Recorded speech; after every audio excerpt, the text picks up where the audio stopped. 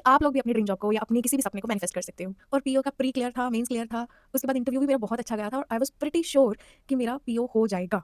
मेरे जो क्लैरिकल के एग्जाम में कट ऑफ के इक्वल मार्क्स थे, लेकिन मेरी सिलेक्शन फिर भी नहीं हुई। Everything seems to be so good, no worries, only life, new beginning, that was so magical. अभी भी पढ़ रही हूँ तो गूज़बम्स आ रहे हैं। है तो ये भी मेरे कल ही ना कि उसी महीने में ही क्यों हुआ, ये आगे अक्टूबर में भी तो जा सकता था, बट नहीं, सितंबर में ही हुई मेरी सिलेक्शन। एंड सोचो कि अगर आप उस सिचुएशन में होगे जो आप चाहते हो, तो वो सब कितना अच्छा होगा, कितना खूबसूरत होगा। Feel that moment, feel that energy. I am sure आपने बहुत सारी मैनिफेस्टेशन की स्टोरी अब तक सुन चुकी होगी, लेकिन इस वीडियो में मैं अपनी स्टोरी आपके साथ शेयर करूंगी कि कैसे मैंने अपनी ड्रीम जॉब को मैनिफेस्ट किया और कैसे आप लोग भी अपनी ड्रीम जॉब को या अपनी किसी भी सपने को मैनिफेस्ट कर सकते हो। सो उसके लिए हमें सबसे पहले 2020 में जाना होगा। 2020 बिफोर द कोविड हिट्स, मैंने 2019 के लास्ट में एक एग्ज़ाम दिया था CSIR नेट का, जो मेरा क्वालिफाई नहीं हुआ था। तो 2020 के बिगिनिंग में मैंने क्या किया था कि नेट से बैंकिंग की प्रिपरेशन पे स्विच कर लिया था।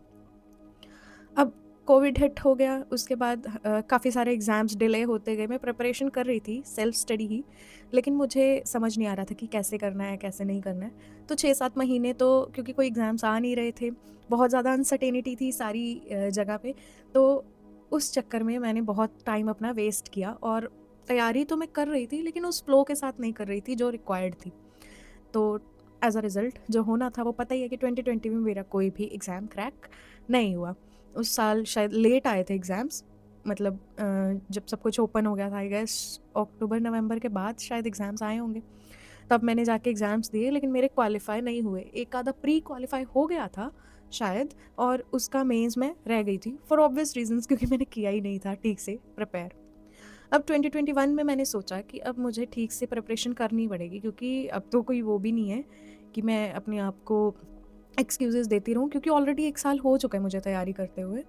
तो 2021 में मैंने बहुत ही प्यार से और बहुत ही स्ट्रॉन्ग विल के साथ तैयारी करनी स्टार्ट की, बहुत ही हार्ड वर्क के साथ। अब मैंने उस साल के सारे एग्ज़ाम्स दिए, एंड अनफॉर्चुनेटली उस साल के भी सारे एग्ज़ाम्स मेरे क्रैक नहीं हुए। मैं किसी के प्री में क्लियर हो रही थी तो मेंस रह रहा था। जैसे 2020 में भी मैंने प्री दिए थे, ऑलमोस्ट 6 टू 7 एग्ज़ाम्स मैंने उस साल भी दिए, तो 4 के तो प्री ही नहीं हुए, 2 प्री क्लियर हुए, तो उसके मेंस में मैं रह गई। अब 2021 में मैंने यही 6-7 एग्ज़ाम्स दिए, शायद ज़्यादा ही होंगे। उसमें से क्योंकि बैंकिंग एग्ज़ाम्स काफ़ी आते हैं 1 साल में ना, लाइक इंश्योरेंस एग्ज़ाम्स भी आ जाते हैं, तो वो ठीक-ठाक आपको एग्ज़ाम्स देखने को मिलते हैं 1 साल में। तो उसमें मेरा प्री क्वालिफ़ाई हो गया था, सिर्फ़ एक प्री क्वालिफ़ाई नहीं हुआ था, बाकी सारे प्री मैंने ऑलमोस्ट क्वालिफ़ाई कर लिए थे, लेकिन उन सब के मेंस में मैं रह रही थी। अब हद हो गई, 2022 के 1 अप्रैल को मेरा IBPS पीओ का और IBPS क्लर्क का रिज़ल्ट आता है।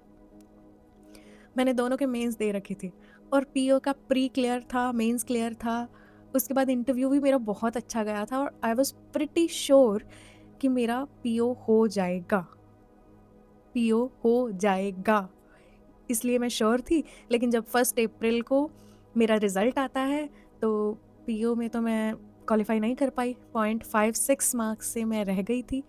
एंड द शॉकिंग ट्रूथ, जो मेरे को उस टाइम पे ऐसे लग रहा था कि यार इसको मैं डाइजेस्ट नहीं कर पा रही हूँ, वो चीज़ ये थी कि मेरे जो क्लैरिकल के एग्ज़ाम में कट ऑफ के इक्वल मार्क्स थे, लेकिन मेरी सिलेक्शन फिर भी नहीं हुई। पता नहीं क्यों उन्होंने मेरे को वेटिंग लिस्ट में डाल दिया। वो उस पता नहीं क्यों के जवाब के लिए मैं बहुत जगह गई, मैंने बहुत ट्यूटर्स जो ऑनलाइन है उनसे कॉन्टैक्ट किया, तो मेरे को पता चला कि ऐसा कोई क्राइटेरिया होता है कि अगर 2 बच्चों के सेम मार्क्स हों, तो उसमें से ज़्यादा एज वाले को जॉब दे दी जाती है और कम एज वाले को वेटिंग लिस्ट में छोड़ दिया जाता है। तो मैं एग्जैक्ट इक्वल मार्क्स लाने के बाद, मेरे कट ऑफ के इक्वल मार्क्स हैं, मैं कट ऑफ क्वालिफाई कर चुकी हूँ, फिर भी मुझे जॉब नहीं मिली। I was all broken. मैंने अब तक ऑलमोस्ट 20 से 30 एग्ज़ाम्स में फेलियर्स देख लिए थे। स्कूल कॉलेज में मैं टॉप पर रही हूँ, और वो फेलियर्स फेस करना मेरे लिए सच अ नाइटमेयर। मेरे से हो नहीं रहा था उस टाइम पे। मतलब मैं क्विट कर चुकी थी ऑलमोस्ट इन माई माइंड। अब 2022 में मेरे को कोई होप नहीं थी कि मेरी कहीं से जॉब लगेगी या नहीं, क्योंकि मैं एग्ज़ाम्स ही देना बंद करने वाली थी। बट एनी हाउ मैंने अपने आप को फिर भी मन मार के एग्ज़ाम्स की तरफ मैंने अपना ध्यान लगाया कि चलो कोई नहीं, देते हैं। हद तो तब हो गई जब 2022 का भी एक एग्ज़ाम का प्री ही नहीं निकला मेरा। आई वॉज ऑल शैटर्ड। लाइक पिछले साल मैं पीयू में इंटरव्यू तक जाके आई और इस साल मेरा प्री भी नहीं निकला है। तो मैं ख़त्म हो चुकी थी, मैं बिल्कुल होपलेस थी कि अब मेरे को ऑलमोस्ट 2.5 साल हो चुके हैं तैयारी करते हुए। 2020 में मैंने स्टार्ट किया था एंड उस दिन था 19th ऑफ जून 2022 और 2.5 साल मेरे को तैयारी करते हो गए थे। मेरे हाथ में कोई जॉब नहीं थी, कुछ भी नहीं था, मुझे पता भी नहीं था कि मुझे आगे करना क्या है, कहाँ जाना है, कहाँ नहीं। मैं ऑलमोस्ट एग्ज़ाम क्विट करने की स्टेज पे थी। अब यहाँ पे मैंने क्या किया, खुद को थोड़ा काम किया, कंपोज़ किया। पता नहीं क्यों, कैसे खुद पे एक विश्वास जगाया कि नहीं यार कोई बात नहीं, कुछ तो अच्छा हो ही जाएगा ना, कुछ तो भगवान लिख ही देंगे अच्छा। तो भगवान जी पे विश्वास करते हुए मैंने अपनी डायरी निकाली, कुछ लिखना शुरू किया। अभी मेरे को वो पढ़ के सुनाना है आप लोगों को, ठीक है? और यहाँ पे आपको दिखाई दे रहा होगा, ये यहाँ पे 6th of September 2022, 6th of सितंबर को मेरा बर्थडे होता है। तो मैं 6th ऑफ सितंबर के लिए मैनिफेस्टेशन कर रही थी। जून में जून था उस टाइम पे जब मैं ये सब लिख रही हूँ। ये it's my birthday today and I am celebrating my birthday with my tuition students. हाँ, उस टाइम पे ना मैंने स्कूल लीव कर दिया था क्योंकि 2019 जो 2020 में कोविड में मैं पहले स्कूल्स में पढ़ा रही थी, लेकिन उसके बाद मैंने स्कूल को क्विट कर दिया था। एंड बीच में 2021 में भी मैंने कुछ टाइम पढ़ाया था, लेकिन बाद में मैं बिल्कुल ट्यूशन्स ही पढ़ा रही थी। मैंने स्कूल बिल्कुल ड्रॉप कर दिया था 2022 में आके। तो ये वो उस टाइम की बात है जब मैं सिर्फ ट्यूशन्स कर रही हूँ, तो मैंने वही लिखा हुआ है, ये it's my birthday today and I am celebrating my birthday with my tuition students including Smriti, Sanjana, Prachi, Prabh, Archi and others. ये सारे मेरे स्टूडेंट्स के नेम्स हैं। We are cutting my birthday cake. I am looking beautiful with open hair and hairband, also with a happy birthday badge. वो ऐसे लगाते हैं ना happy birthday का।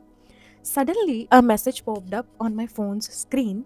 I passed my phone to Prabh by saying, "Video बनाई जा," and opened the popping message on Mama's phone. And it was saying that result of ESIC SSO is out. There are butterflies in my stomach and I am crossing my fingers with tensed mind and happy face. I opened the site and added my roll number and date of birth, and it came up with congratulations, you are selected as Social Security Officer in ESIC. Yippee, this is magical, this is miracle. I am an officer now. I laughed and cried so loudly that everyone is having their eyes on me. I called my mother, Mama, Mama, idhar aao jaldi. And she came running and asked, What happened? I said, मैं officer बन गई. Everyone around me so happy. समृति सिंह, वाह दीदी, party हो जाए. प्रभेश Singh, grand party लेनी है दीदी. Prab is still making videos, and immediately I called Papa and told him I am an officer now. He was so happy that he smiled and said, "Wow, laddu leke aau mandir chadhane ke liye." And then I watched the video. That was really heartwarming and heart-touching. I sent that videos to Mr. Anil Agarwal, Vishnu Sir Olive Board and Virtuous. ये कुछ channels के name है जिनसे मैं उस time पे पढ़ाई करती थी. YouTube channels है ये. I was in the heaven. Everything seems to be so good. No worries, only life. New beginning. That was so magical. अभी भी पढ़ रही हूँ तो goosebumps आ रहे हैं. मैंने कितना सही लिखा था यार. I am really thankful to you, universe. One more magic in the night. I was scrolling through YouTube and suddenly my birthday video popped up in the channel of Mr. Anil Agarwal. OMG, peak of happiness. I was getting featured in YouTube. I just copied that link and shared it to my family group. Everyone was so happy there after watching that. There were lots of congratulations all around. That this birthday and this day was the best of all birthdays. Thank you, universe, for the wonderful present. Thank you, universe. Thank you. I love you. So इसमें ना कुछ चीज़ें मैं बताऊंगी आपको. सबसे पहले तो इसमें मैंने लिखा हुआ है 6th ऑफ सितंबर 2022 को मेरी सिलेक्शन हो रही है. होल्ड ऑन, 6th ऑफ सितंबर को मेरी सिलेक्शन नहीं हुई थी. आपको लगेगा ये सारा क्लिक बेट है. नहीं, मेरी सिलेक्शन नहीं हुई थी. मेरी सिलेक्शन हुई थी 30th ऑफ सितंबर 2022 को. उसी महीने के आखिरी दिन, सितंबर के लास्ट डे, 6th को नहीं बट 30th को है। तो ये भी मिरेकल है ना कि उसी महीने में ही क्यों हुआ। ये आगे अक्टूबर में भी तो जा सकता था बट नहीं, सितंबर में ही हुई मेरी सिलेक्शन। एंड दूसरी चीज़ उस पर मैंने लिखी है ESIC SSO, भाई उसमें भी नहीं हुई थी, लेकिन बैंक में हो गई थी मेरी सिलेक्शन। वो जो मैंने आपको बताया कि वेटिंग लिस्ट में मैं थी, अब वो वेटिंग लिस्ट क्लियर हुई थी 30th सितंबर को 2022 को। एंड IBPS की हिस्ट्री में वो फर्स्ट टाइम ऐसे था, वरना इसका वेटिंग लिस्ट का रिजल्ट हमेशा 31 मार्च नेक्स्ट ईयर को आता है, यानी कि 31 मार्च 2023 को इसका रिजल्ट आने वाला था।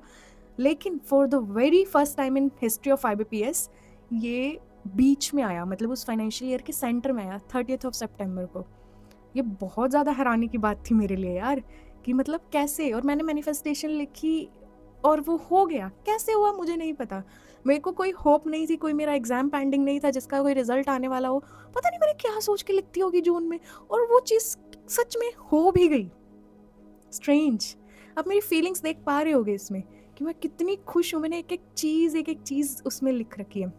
एक और चीज़ इसमें मैंने ये भी लिखा है कि मैंने जो वीडियो थी वो यूट्यूब में भेजी, इस पर्सन को भेजी, उन्होंने फीचर कर दिया, ऐसा कुछ नहीं हुआ था। लेकिन कुछ ऐसा हुआ कि इसमें मैंने वो लड्डू वाली बात लिखी है ना, लड्डू लाऊं मंदिर वाला सारा, वो चीज़ हुई थी। पापा ने एक्चुअली ऐसे किया था, और पापा खुशी में वो गौशाला में कुछ पैसे देने गए। उन्होंने ऐसे बोला कि मेरे बच्चे की सिलेक्शन हो गया, और बाय चांस उधर उनकी वीडियो बन गई। अब उनकी वीडियो बना के किसी ने हमारे जो टाउन के ग्रुप बना हुआ है उसमें डाल दी। तो वो वीडियो सारी रात में पूरे हमारे टाउन को पता चल चुका था कि मेरी सिलेक्शन हो गई है। और वो सब लोग कॉन्ग्रेचुलेशंस, मेरे को कितने ही फ़ोन है। मैं सोचूं मैंने तो अभी तक किसी को बताया नहीं है, मेरे को कैसे फ़ोन आ गए। तो मैं यूट्यूब पे वायरल नहीं हुई थी, लेकिन मैं अपने टाउन में ज़रूर वायरल हो गई थी उस दिन। सो मैंने जो कुछ लिखा एग्जैक्टली सेम नहीं हुआ, बट काफ़ी सिमिलर चीज़ें हो गई, और वैसे वैसे हुई जो मेरे को आज तक लाइक शॉक करती हैं। कैसे? तो जैसे मैंने आपको अपनी पूरी स्टोरी बताई कि मैं बिल्कुल शैटर्ड थी, लाइक कुछ भी नहीं हो रहा था, कुछ वर्कआउट नहीं कर रहा था, और कैसे चीज़ें बिल्कुल 180 के टर्न से बदली हैं। कुछ समझ नहीं आई मुझे कि कैसे साल, मुझे कोई होप ही नहीं थी कि इस साल के सेंटर में इसका रिजल्ट आ भी सकता है। मैंने कोई एग्जाम ही नहीं दिया हुआ था, बट फिर भी मैनिफेस्ट कर रही थी कि मेरे को जॉब लग जाएगी। कैसे हुआ मुझे नहीं पता। भगवान जी ने अपने आप, भगवान जी बोल दो, यूनिवर्स बोल दो, या एनर्जी बोल दो, कुछ भी बोल दो, लेकिन ये हुआ है। तो मैं कुछ स्टेप्स बता रही हूँ, अगर आपको भी ऐसी कोई चीज़ अपने लिए मैनिफेस्ट करनी है तो। स्टेप नंबर 1, नो मैटर कैसी भी सिचुएशन में आप हो आज, अपनी करंट रियलिटी को, प्रेजेंट रियलिटी को साइड में रख के अपने बिलीफ सिस्टम को इतना स्ट्रांग बनाओ कि मैजिक हो सकता है। कुछ भी हो सकता है इस दुनिया में, कुछ भी पॉसिबल है। मैंने भी जब लिखा होगा तो मैं हर तरह से ऑलमोस्ट 50 एग्जाम्स में मैं फेल हो चुकी थी। तो इतने में फेल होने के बाद इंसान के पास कैसे ही हिम्मत बचती है ना फिर से एक नया बिलीफ सिस्टम जगाने की। बट मैंने किया और उसका रिजल्ट भी मुझे मिला। Same goes to you. कैसे सिचुएशन में आप हो आज, उसको साइड पे करो एंड सोचो कि अगर आप उस सिचुएशन में होगे जो आप चाहते हो, तो वो सब कितना अच्छा होगा, कितना खूबसूरत होगा। Feel that moment, feel that energy. Pen और पेपर के साथ सब कुछ लिखो उस एनर्जी के साथ कि वो वाकई ही उस दिन में हो आप। मैंने इसमें सब लिखा है कि ये स्टूडेंट्स हैं, इनके नाम, ये वो, मैंने क्या फील किया, कैसे मैं बोली हूँ, मैंने सब लिखा है इसमें। आपको वैसे ही लिखना है। अपनी करंट रियलिटी को भूल जाओ और एक सपनों की दुनिया में चले जाओ। खुद को उसमें विजुअलाइज करो। हाँ, बट वो होना मतलब ऐसा चाहिए कि जो आपको लगता हो कि आप कर सकते हो। अब ऐसे कुछ भी नहीं है। मैं यहाँ पे ये लिख लेती कि मैं PM बन गई हूँ, वो पॉसिबल नहीं था, है ना। सो अपनी करंट रियलिटी को छोड़ के उस रियलिटी में जीने की कोशिश करो। खुद को उसमें विजुअलाइज करो और अपने पेपर पे सब कुछ लिख डालो विद इमोशंस, प्रेजेंट टेंस में। ऐसा लगना चाहिए कि आप उस दिन उसी जगह उन्हीं लोगों के साथ उस खुशी को बांट रहे हो। ये सिर्फ आपके साथ इन्वॉल्व नहीं होनी चाहिए, इसमें बहुत सारे लोग इन्वॉल्व होने चाहिए। जैसे मैंने अपने स्टूडेंट्स को इन्वॉल्व किया, मम्मा को, पापा को, रिश्तेदारों को, अपने यूट्यूब के मेंटर्स को, सबको इन्वॉल्व किया। आपके लिए जो लोग इम्पॉर्टेंट हैं आप उनको इन्वॉल्व करो उसमें, ताकि वो खुशी आपको फैलती हुई नज़र आए। वो लगे कि जो लोग आपके साथ रिलेटेड है उनकी लाइफ में वो खुशी जा रही है। आप अच्छी वाइब दोगे इससे यूनिवर्स को सेल्फिश वाली वाइब्स नहीं आएगी कि आप सिर्फ अपने बारे में सोच के ये लिख रहे हो, आपने सबको इन्वॉल्व किया। And third and last thing जो है कि उसके लिए मेहनत ज़रूर करो। इसके लिए मैंने मेहनत की थी, इसका रिजल्ट थोड़ा डिले होके मिला है, बट मिला है। तो मेहनत करनी सबसे ज़्यादा ज़रूरी है। मैनिफेस्ट सब हो जाएगा, लेकिन उसके लिए एफर्ट्स करने पड़ेंगे। सो अगर आपको ये स्टोरी, ये मैनिफेस्टेशन, इस सारी चीज़ के रिलेटेड और ज़्यादा कंटेंट चाहिए और आपको मेरी ये पॉइंट ऑफ व्यू, मेरा ये बिलीफ सिस्टम पसंद आया हो, तो चैनल को लाइक और सब्सक्राइब करना मत भूलना। प्लीज़ कमेंट करके बताना कि आपको कैसा फील हुआ, क्या आपको भी मेरी तरह गूज़बम्प्स आए ये जब स्टोरी मैं आपको सुना रही थी तो। Okay, take care, bye bye. करके देखा कमाल